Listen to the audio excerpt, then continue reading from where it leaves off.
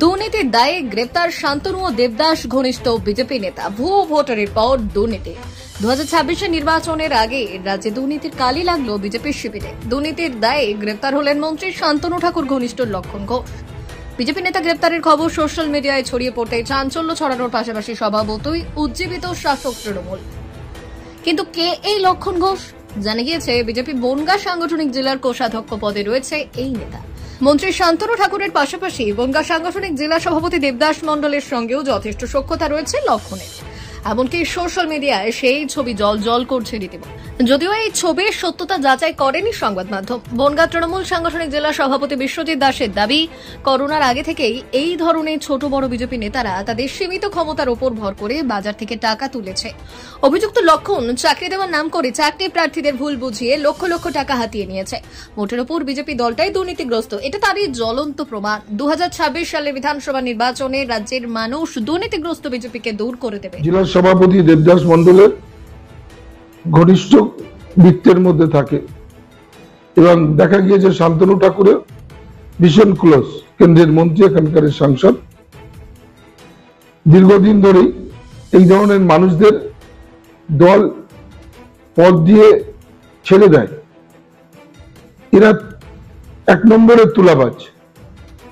এই চাকরি দেওয়ার নাম করে বহুত মানুষের কাছ থেকে টাকা তুলেছে। এই ছেলেটি কমপ্লেন করেছে 2018 সালে একে কাজ দেবে বলে 3 লক্ষ টাকা নিয়েছে। আজকে 2025 পর্যন্ত তাকে কোনো কাজ দেয়নি, টাকা ফেরত দেয়নি। সে কমপ্লেন করেছে 420 কেস, গ্রেপ্তার হয়ে জেল কাস্টডিতে রয়েছে।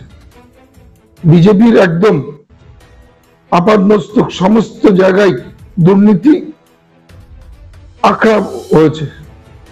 এরা দলীয় পদ দেয়, টাকা নিয়ে সেও টাকা তোলে।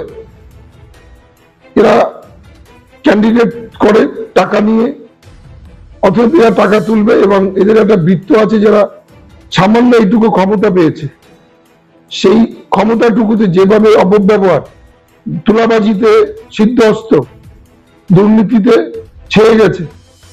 মানুষ কতটা ভুল করেছে মানুষ এবার প্রতি পদে পদে বুঝতে পারছে। এই ঘটনার নিন্দা জানিয়ে বিজেপি সাংগঠনিক জেলা সভাপতি দেবদাস মণ্ডল বললেন, বিজেপি দলের বা বিজেপির পার্টিতে ঘনিষ্ঠ বলে কিছু হয় না।